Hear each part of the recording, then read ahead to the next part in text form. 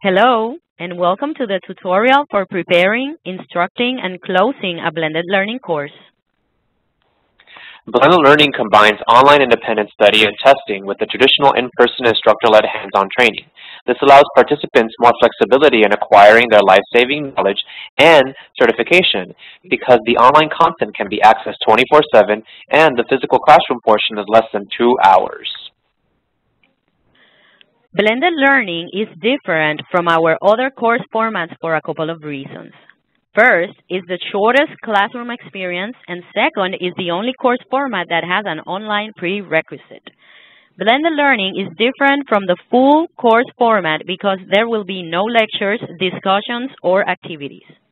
Blended learning is not like a challenge course because unlike a challenge course, the blended learning session includes showing the skills videos, followed by the instructor conducting efficient coaching to guide the students step by step through the technique, then prompt-only practice to ensure participants' understanding.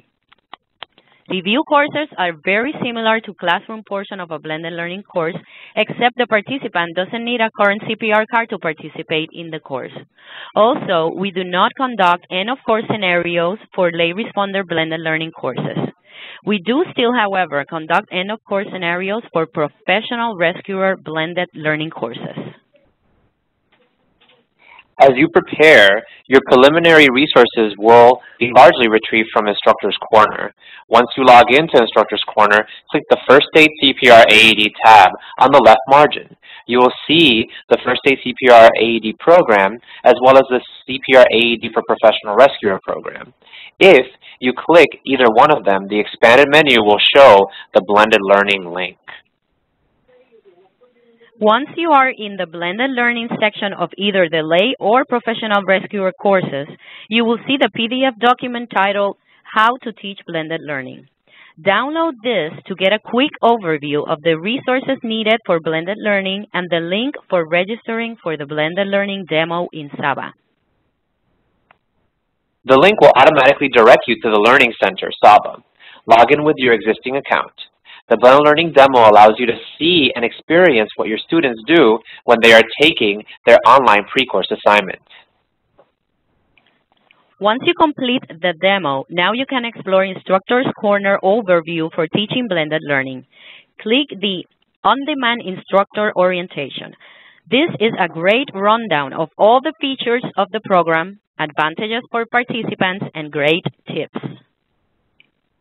Also, in the blended learning section of Instructor's Corner, you will find the supplements and course presentation over on the left where it says Course Materials. The blended learning supplement is like the condensed version of the instructor's manual because all the lectures, discussions, and activities are taken out in light of the student having all this previous knowledge from their online studies. For the lay blended program, the end-of-course scenarios are also taken out. For the professional rescuer blended program, the end-of-course scenarios remain embedded in the supplement. To avoid confusion, do not use your regular full instructor manual to teach blended learning. Since it is so small, you can actually keep a copy of your blended learning supplement in the same binder.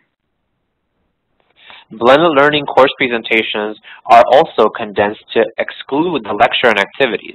The presentation, which can be used instead of the DVD, will only have the corresponding video demonstrations for the skills that will be covered in the session and that are also outlined in your instructor's supplement. These visual outlines are a locally created job aid to assist instructors in staying on the right track when teaching blended courses. The outline states that the order in which the videos should be played and which skill sessions to conduct, taking into consideration the revised task scheduling for the lay responder blended learning course. This way, participants are not taking pediatric CPR, can leave when they are done with the adult and first aid skills. Your training specialist can provide you copies of these outlines. Your instructor materials for conducting blended learning is the same as for conducting a full course, except you will be using the blended learning supplement instead of your instructor manual, and the blended learning course presentation instead of the full course presentation. Have copies of the final exam handy, since although they take the final exam at home, if a student did not complete their online content, you may have to issue them the test after the skills session. I will elaborate more about this later. The participants will have the same materials as in a full course, but they will additionally be bringing in proof of completion for their online self-study. Always remember to bring copies of the participant handouts, the flyers, the business cards, and the CAPS evaluations. It's the day of your blended learning course. You are wondering how you can tell if the participant did the online pre-work. There are several ways to confirm. For one, if you have access to instructor's desk, you can pull the report called Online Status Completion Report. If you don't have access to instructor's desk, please ask your administrator for a copy of this report. The other way to know that a participant completed the online content is that they will have been notified to bring a copy of their online completion certificate. They may show this on paper or electronically on their mobile device.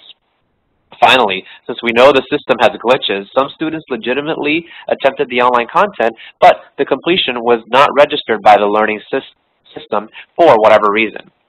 This may alter the online status completion report results and show a student that attempted the online learning as not evaluated.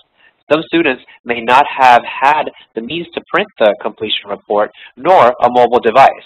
Bottom line, if a student states that they completed and passed the online content, we will take their word for it and treat them the same way as any other student that presented proof of completion. On the other hand, some students may not have received the information about completing the online content and will say that they did not know about it and did not attempt the course pre-work. If that is the case, you can direct them to contact the Training Support Center to reschedule their training. Or you can give the participant the option to stay for the skills session, but to take the corresponding multiple choice final exam in order to achieve certification. The participant must pass the written exam with an 80% if they choose the option to stay after not having done the online pre-course modules. Meeting the timeline expectations for our students is a customer service must in order to ensure that participants will recommend our training to their family, friends, and coworkers. Make finishing your course on time a top priority. Since participants may be leaving your course at different times during the session, if it's a stacked course, be mindful to start promptly. Resist the temptation to over-explain, and of course, no anecdotes. You must be confident that the online pre-course modules provided the information necessary for the participant to have sufficient theoretical competency. Stick only to showing the videos that are in the lesson plan, no more, no less. Showing additional videos or bonus segments will delay the course. Also, when it comes to coaching them through the skill steps, treat participants as though none of them have taken a CPR class before. Be succinct and efficient during your description of the skill steps. Again, no over-explaining, nor over-elaboration on the motive for each step. Succinct and to the point will help you meet your course timeline. If participants are sharing mannequins, have the student that used the mannequin in the last skill practice be the first one to use the mannequin in the next practice to cut down on decontamination time. Also, do not provide the written final exam to participants that completed the online pre-course content. The online pre-course already provided the theoretical exam. The skills practice is over for the participants, so make sure to mention that they will receive their digital certificate via email. All they need to turn in is the CAPS course evaluation. If the participant is staying to take the final written exam because they did not do the online pre-course test, they'll be handing in both the answer sheet and the CAPS evaluation. As with all other courses, follow the same procedures for submitting your training records, after-action report, and CAPS evaluations. Typically, training records and after-action reports will be submitted together via email or fax on the same day the course was conducted.